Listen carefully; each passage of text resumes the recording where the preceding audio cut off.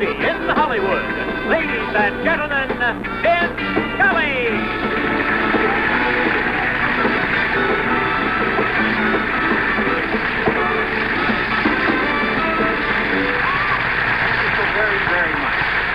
I hope you will not be distracted too much about what's going on here in the theater, because we really need your undivided attention for the next half hour. I mean, if you're not paying attention, we can get in all kinds of trouble. For instance, there's a friend of mine who was a minister, and he was asked by the men's club of his congregation to give on his usual Friday night lecture if he would lecture on sex. Well, it was his job, and he agreed. Fine, Friday night, he would lecture on sex to the men's club in the congregation. That Friday afternoon, he was in his study working over his notes, and his wife came by, and she leaned in, and she said, Dear, what is your topic for tonight? And the minister was a little embarrassed, and he looked up, he said, sailing. And his wife said, oh, well, and she went about her business. And now that night, the minister delivered his lecture, and the next day, his wife was out shopping, and she bumped into a member of the men's club. And he said to her, Mrs. Lester, let me tell you how much I enjoyed your husband's lecture last night. His knowledge of the subject was truly formidable. And his wife said, I'm amazed, I'm flabbergasted. He only tried it twice, and once he got sick to his stomach, and the other time his hat flew off.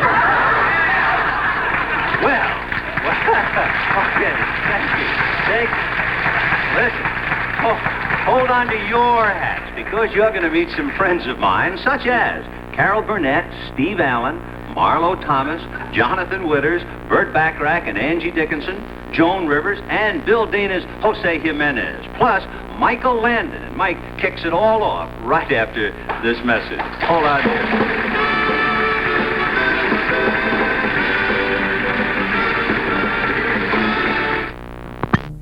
Practically no expense, and established a bar room. Hopefully it will bring back to you the feeling of the Ponderosa. And I'm really interested in how you fight in a Western and how guys do what they do. And we wonder if you'd be kind enough to kind of show me the inside of a scene of that kind. Would you do that? I hope you wear your old clothes, Van. Well, partner, we'll find out. All right. If we go over here, here is our lavish set. And, of course, there it is, a bar. It's really kind of embarrassing, Vin. Is it really? It's not much, eh? It's a low-rent district. Now, you're the pro, you're the veteran. What happens? How would you stage a fight? And I guess, first of all, you got to show me how to fight. Well, I think the best thing to do, because I've gone through this. So why should I fall and injure myself when you can do it for the first time, right? Oh, how nice. Okay. So what we'll do, Vin, is we've already had the argument.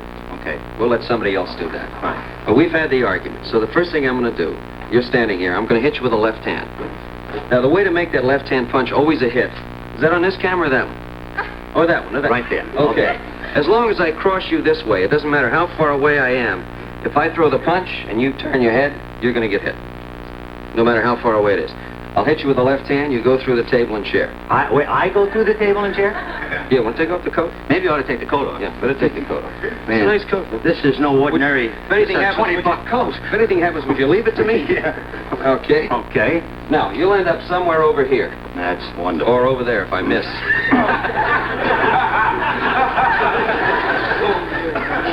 Then, being a bad guy, I'm gonna take the chair, Vin, and I'm gonna hit you with it. No, you're not gonna hit. No, that's not in any part of the country. I'll believe me. You're gonna learn to like this. A lot of weird guys, they do. Anyway, I'm gonna hit you with a chair, right? Then you wear a lot of leather and chains and stuff when you go out. You go ahead. Gun you. Then I'm gonna pull you to your feet. Thank goodness. I'm gonna hit you with the left hand, and you're gonna go over the bar. And don't go too high, Vin, because the horns are real. Suddenly it's the Vienna Boys Choir.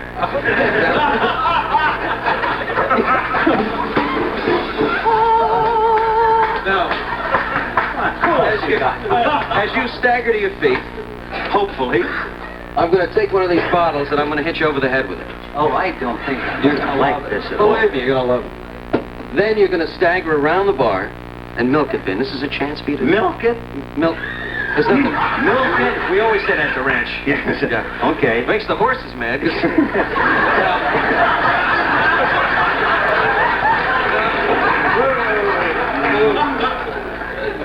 Then come through this ranch-type foliage that they brought in. And at that point, I'm going to set you up here, And you're gone, Vin. What's that? That's you, Vin, through the window. Goodbye, Vin. Through the window? Right. Then it's me, the host. Wait a minute.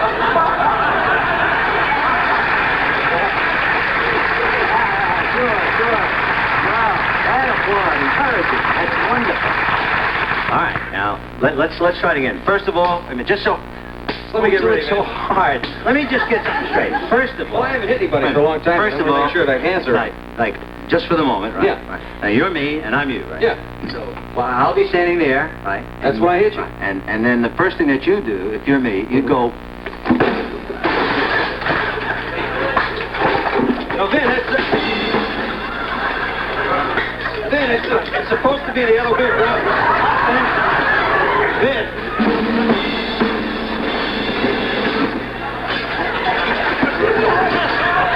Vin, it's script.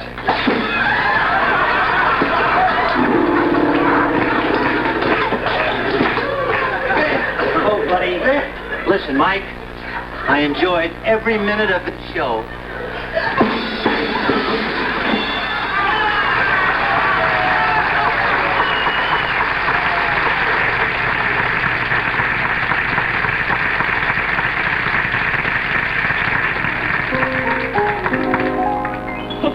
We met at 9. We met at 8. Ah, yes, I remember it well. We dined with friends. We dined alone. A tenor sang. A baritone. Ah, yes, I remember it well. That dazzling April moon. There was none that night, and the month was June. That's right. That's right. It warms my heart to know that you remember still, Vin, the way you do. Ah, yes, I remember it well. You wore a gown of gold. I was all in blue. Am I getting old? Oh, no. Not you. How strong you were. How young and gay, a prince of love in every way. Ah, yes, I remember it well.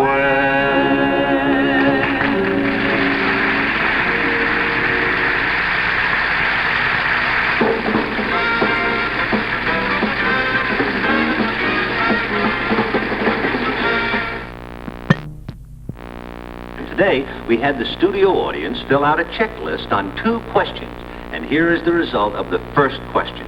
To the multiple choice question of where did you learn the facts of life from, 16% said your parents, 50% said from classmates and friends, which means you had a lot more fun in school than I did, and 32% said from other sources, which means almost about a third of you hung out in topless bars. I was just wondering, where, Joan, did you learn the facts of life from?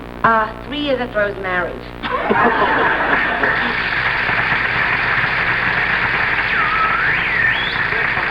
Of Joan Rivers. And now the laughter's bound to continue when you see an old friend of yours, sure, Jose Jimenez. How do you do, sir? How do you do? We are here with the head of a skydiving club. May I have your name, please, sir? My name is Jose Jimenez. What's the name of your club? The name of my club is the Jimenez Free Fall and Screaming Society. The Jimenez Free Fall and Screaming Society. Well, originally it was just called the Jimenez Free Fall Society. You see, it was named after my great-great-grandfather, John Quincy Jimenez. He jumped out of a balloon from 2 miles high way back in 1712. Excuse me, but balloons, parachutes, they weren't invented back in 1712. That's when it became the Jimenez Free Fall and Screaming Society. Oh, well, now, let's get back to the club. Okay, I'll buy lunch. No, I mean, let's talk about your club. Okay, we'll talk first and eat later. Now, look, tell me, do you have both men and women in your club? Just we have both boys and girls in that club. As a matter of fact, our club was very, very romantic. Oh. See, we had these two members who fell in love while falling through the air, and they got engaged while falling through the air, and they got married while falling through the air. Oh, that's great. Then it got a little tricky. Who tried falling through the air? Would you mind, sir, telling us about the parachute itself? Well, you see, most parachutes are made out of nylon. They're very, very expensive. So I invented the paper parachute to bring diving to the air to the masses. The paper parachute? Yes. Have you tested it? Oh, it's been tested, yes. Did you test it yourself? No, I couldn't. Oh, what a shame. I was stuck behind that desk. Do you know how it feels to be stuck behind a desk when you got a chance to test a paper parachute? You know how that feels? No, how does it feel? Oh, marvelous. Oh, wait a minute. Then who tested it? The Jimenez paper parachute was tested by my cousin Juan Jimenez. We took our last money and we bought this piece of land out in the desert, and Juan took off and he bailed out with Jimenez paper parachute at 1,000 feet over the property, and Juan fell 1,250 feet. Oh, that's terrible. I know, we didn't have the mineral rights. One struck wood. You need to hit that hard. Yeah. You've heard of a hole-in-one? This was a one-in-all. Here right now from Bill Dana's Jose Jimenez, from her new Belle album, Free to Be You and Me, Miss Marlo Thomas allowed me to recreate the part played by Mel Brooks, in which two newborn babies, only 2 minutes old, talk to each other. Hi. Hi. I'm a baby. What do you think I am, a loaf of bread? Could be. What do I know about it? I'm just born. I'm a baby. I don't even know if I'm in a tree or in a hospital or what. I'm just so glad to be here. Well, I'm a baby, too. Now, have it your own way. I don't want to fight about it. What, are you scared? Yes, I am. I'm a little scared. To tell you the truth, I'm scared because I don't know whether I'm a boy or a girl. What's that got to do with it? Well, if you're a boy and I'm a girl, you could beat me up. You think I want to lose a tooth my first day alive? What's the tooth? Search me. I'm just born. I'm a baby. I don't know anything yet. You think you're a girl? I don't know. I might be. I've never been anything before. Let me see. Let me take a look around. Mm-hmm. Feet. Cute, dainty, small. Mm-hmm. Yep. I'm a girl. Girl time. I'm a girl. Mm-hmm. What do you think I am? Oh, you, that's easy. You're a boy. You sure? Oh, of course I'm sure. I'm alive 4 or 5 minutes already, right? I haven't been wrong yet. Gee, I don't feel like a boy. Well, that's because you can't see yourself. Why, what do I look like? Bald. You're bald, fella. Bald. You're as bald as a ping pong ball. Boy, are you bald. So? So, boys are bald and girls have hair. Are you sure? Of course I'm sure. Who's bald, your father or your mother? My father. I rest my case. You're bald, too. You're kidding. No. Oh, don't look. Why? Oh, a bald girl. Yeah. Maybe you're the boy and I'm the girl. Oh, there you go again. I told you, I'm a girl. I know it. I'm a girl and you're a boy. I think you're wrong. I'm never wrong. All right, what about shaving? What about it? You just shave, right? Wrong. Exactly. And you know why? Because everyone's born with a clean shave. It's just that girls keep theirs and boys don't. What does that prove? Tomorrow morning, the one that needs a shave, he's a boy. Well, I can't wait until tomorrow morning. See, that proves it. Girls are patient. Boys are impatient. Yeah? What else? Can you keep a secret? Absolutely. There you go. Boys keep secrets. Girls don't.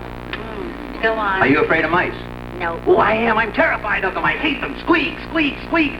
What do you want to be when you grow up? A fireman. What did I tell you? What about you? A cocktail waitress. You must be right. I told you, I'm always right. You're a boy, and I'm a girl. I guess so. Oh, wait, here comes the nurse. She's going to change our diapers. Oh, about time, too. I've never been so uncomfortable in my life.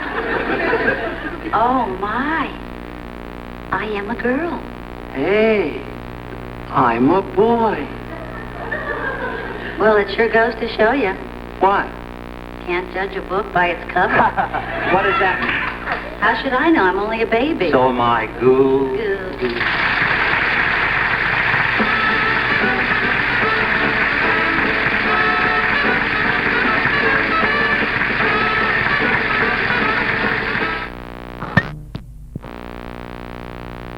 If you heard your mate mention someone's name other than yours while sleeping, would you wake him or her up and ask who the person is?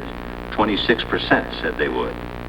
49% said go to sleep and ask him or her in the morning. And 25% of you said you'd forget it entirely. That means that about 75% of you will go out tomorrow and buy a tape recorder. Now, if you were home sleeping with Edgar and suddenly Edgar began mumbling, "Oh, Helen, oh, Helen," what would you do? I wouldn't say a word, but I would turn the electric blanket up to burn.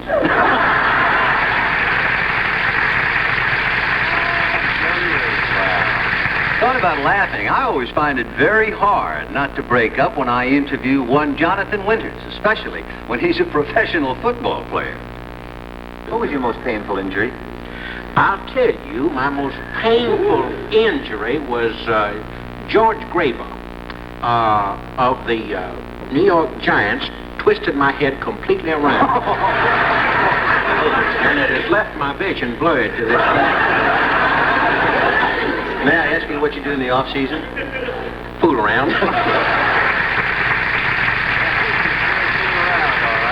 Well, by the name of Jonathan Winters. Say, you know, Steve Allen says when people write letters to the editor, they're usually angry. And so, we should be angry when we read those letters. Well, here's Steve showing me how to do that. A television news show recently showed a young Puerto Rican gang member expressing a dislike for having American history taught at his school. Oh. There he is again. After all, he said, what did George Washington ever do for Puerto Rico? Well, listen, Buster. He may not have done anything for Puerto Rico, but he did something for my country, America. Yeah. He made it possible for anybody who doesn't like it here to get out of the country. Yeah. Signed, Meyer Lansky. Okay, read that one right there in Cuban. Where are we? Here we go.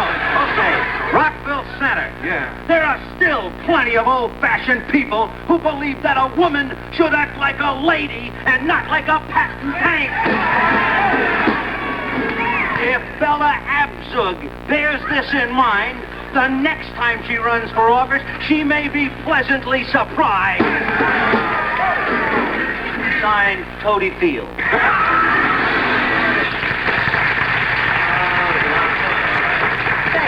Can you remember all the wonderful romantic details of your courtship and your marriage? Well, neither can Burt Bacharach and his lovely wife, Angie Dickinson. Watch. What was the very first gift that you, Burt, gave to Angie? Remember the first thing you ever bought her besides the drink at Thomas's restaurant? What was the first thing you said, dear, you know, it's not much, but it's a little token of, you know, all right. Okay? All right.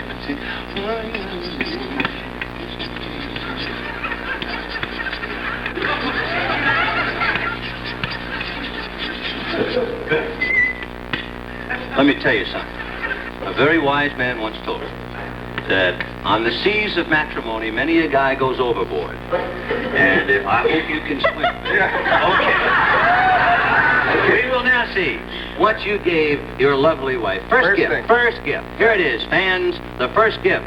A yellow rose. One. How lovely and romantic. And of course, nobody would ever forget such a sensitive, marvelous, one yellow rose is enough to all your life. I'll never forget that, right, Angie wrote a bracelet and a wrestler's autograph book.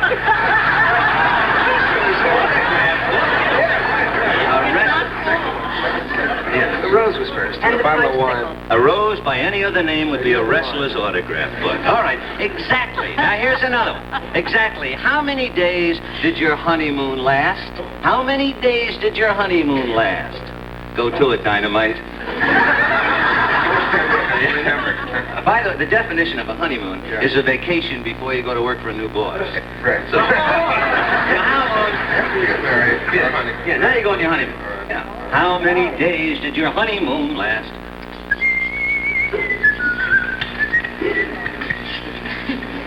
It's not War and Peace. We're only going to go a half hour, virtually. I want to be right so bad. Okay. Yeah, I'm sure. So good.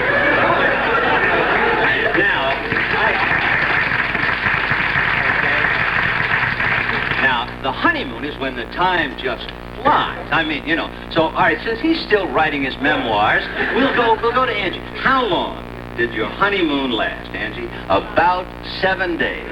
Euphoria full of love and bubbles. Why, 7 days. Bert, of course, said about 2 nights and a quarter.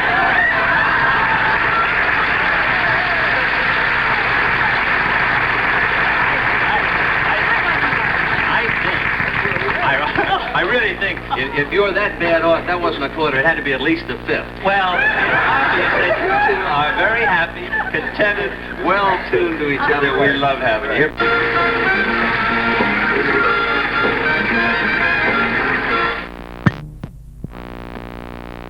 Well, sure hope you enjoyed all that. I know I did, and I learned something. It sure is great to have friends.